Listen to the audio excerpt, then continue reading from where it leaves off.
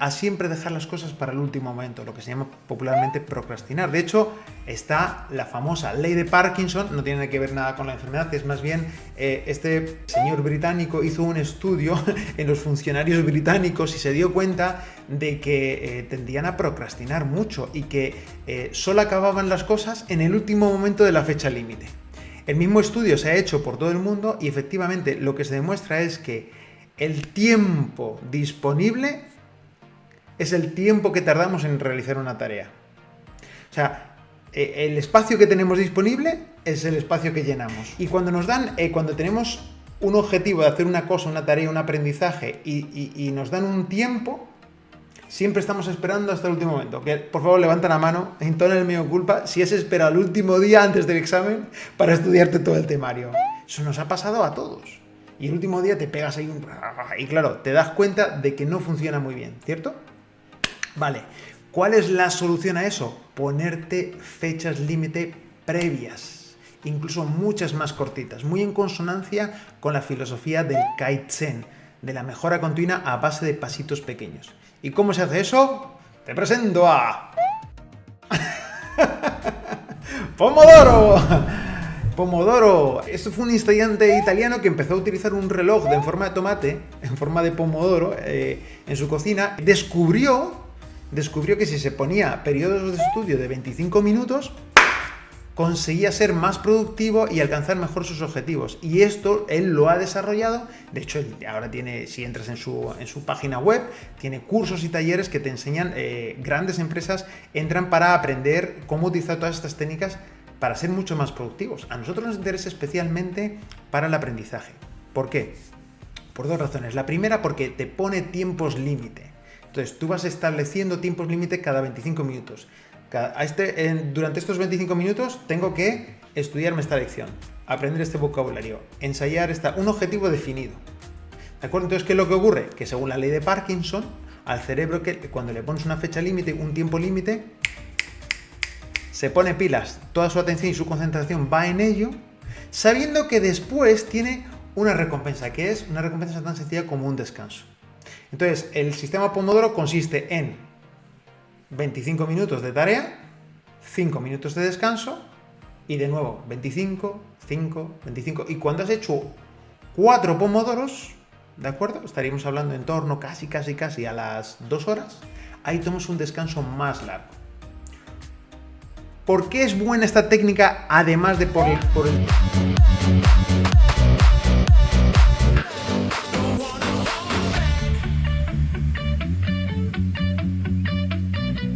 ¿De quién es la culpa de que uno no utilice el 10%? ¿Es porque el cerebro no es capaz de utilizar todos sus recursos? ¿O es que el cerebro sí es capaz, pero nosotros no somos capaces de aprovecharlo, de conducir esa máquina? O sea, te ponen un Ferrari en la puerta y no eres capaz de conducirlo, ¿no? Como esa... aquella escena de Pretty Woman, ¿no? En la que se metía y como no sabían manejar, los americanos no sabían manejar los coches con caja de cambios, ¿no? Un momento. ¿Es un Lotus Esprit? Ya verás cómo lo consigues. La primera está clara. Entonces, ¿de quién es el problema? ¿Del conductor o del coche? ¿De la mente o del cerebro? Ah, qué buena pregunta. Y esto nos lleva a el concepto maravilloso de libera tu mente, libera tu cerebro, mejor dicho, que es un libro buenísimo de un neurocientífico francés llamado Idriss J. Aberkane, lo tengo aquí apuntado el nombre. Y entonces él nos habla de todos estos puntos. De hecho, nos dice cómo saber cuál es la mejor manera en que tu cerebro puede pensar, aprender y memorizar. No solo para aprender, sino para moverte en la vida, para no solo adquirir información, sino obtener conocimiento que se transforme en sabiduría. Los diseñadores han estudiado la forma de tu cuerpo y en especial pues la espalda, todo lo que entra en juego en contacto con la silla, ¿vale? Bueno, y hasta lo que no entra en contacto, cómo se reposa naturalmente el cuello, las piernas, y entonces han diseñado y adaptado la fabricación de la silla a tu cuerpo. ¿Cómo se llama eso? Ergonomía. Entonces la ergonomía en realidad en los productos está diseñada ¿para qué? Para que las cosas se adapten a uno y no uno a las cosas. ¿Se puede hacer eso en el aprendizaje, en la educación? ¿Estamos forzando al cerebro a que aprenda de una manera cuando a lo mejor lo que hay que ver es cómo aprende el cerebro de forma natural y adaptar el aprendizaje a esa manera natural? Ah, qué buena pregunta, qué buena pregunta. Y ahí es donde entra el concepto de la neuroergonomía.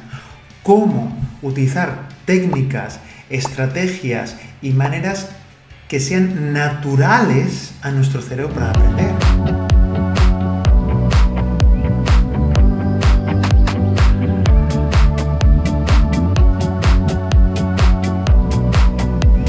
Lo primero de todo, ¿en qué consiste el fluir? El fluir es un concepto acuñado de alguna manera por el profesor de psicología emérito de la Universidad de California, de nombre casi impronunciable, Mihaly Csikszentmihalyi. Mihaly Csikszentmihalyi hizo un estudio monumental durante muchos años. El objetivo del estudio era ver cuán feliz era la gente, por decirlo de alguna manera, ¿no? Entonces él halló que la felicidad de muchas personas, cómo se encontraban de contentas con su vida, con su propósito, con su sentido, no tenía nada que ver ni con el dinero que tenían, ni con la profesión que tenían, ni con dónde vivían, ni con el estatus social. Dependía de lo mucho o poco que eran capaces de entrar en un estado que él llamó el fluir. Es decir, hay gente que disfruta tanto de hacer clases online, como me pasa a mí, como gente que le encanta la jardinería o simplemente hacer trabajos muy, muy rutinarios. Entran en ese fluir. El fluir, según lo define Mihaly, es un estado de hiperconcentración, de hipofrontalidad transitoria. ¿Y eso qué va a caer? Ahora te lo explico. ¿Vale? Y hay un derroche de energía grande, sobre todo a nivel mental, pero no se siente como tal porque se está disfrutando de la actividad. Esto que hablamos de la hipofrontalidad transitoria, lo que hipo es bajo, frontalidad es porque se refiere a nuestra corteza prefrontal, que es la que se encarga de alguna manera de la toma de decisiones, pero también es nuestro famoso crítico interno. Entonces, cuando uno está en el estado del fluir, el cerebro en esas regiones como que hay una baja, por eso lo de hipo, hay una baja actividad, es decir, es como que dejamos de juzgar lo que estamos haciendo, de dejar de invertir energía en analizar tanto ese momento presente y disfrutamos de ese aquí y ahora. La mayor parte de nosotros lo hemos experimentado este fluir. Por ejemplo, si haces deporte y estás corriendo, de repente te encuentras en un estado ¡anda! ¿no? Que no te das cuenta del desgaste que estás haciendo, o si tienes la habilidad la costumbre de dibujar, de pintar, de escribir, de cantar música, te habrás dado cuenta que te metes en un estado en el que estás totalmente absorto y el tiempo empieza a pasar de una manera extraña. A veces pasa volando sin darte cuenta, como cuando ven mis vídeos de YouTube. Ojalá estés en el fluir ahora. O parece que se extiende, pero se disfruta mucho. Cuando vemos películas, normalmente nos pasa eso, nos metemos en un estado de hiperconcentración, nos olvidamos de todo y las películas están hechas de tal manera para que el cerebro esté en un estado del fluir. Y lo tienen bien medidito todo eso, ¿no? Entonces, la pregunta del millón, ¿se puede entrar en un estado del fluir cuando uno hace una tarea específica, como por ejemplo estudiar, aprender una habilidad, aprender idiomas? Y la respuesta es ¡por supuesto! ¿Y cuál es la clave? La clave es entender cómo entramos en el fluir. Steven Kotler también es uno de los entendidos a nivel mundial del estado del fluir. Ellos en su proyecto Genoma Fluir lo llaman, ¿no? Investigan a gente que entra fácilmente en el estado del fluir a través de actividades de alto riesgo, sobre todo deportes, escalada, parapente, saltos acrobáticos, etcétera, ¿no? Entonces habla acerca de que el cerebro se mete en un estado, su fisiología influye en el fluir, pero también su neuroquímica y su neuroelectricidad. Hay unas ondas específicas que emite el cerebro cuando está en el fluir y libera unas sustancias, en concreto 5 neurotransmisores, que se liberan en el fluir. ¿Se puede hackear eso desde el interior? Bueno, Sí, la manera más fácil en realidad a la que podemos acceder todos, estemos donde estemos y sin técnicas ni máquinas complejas, es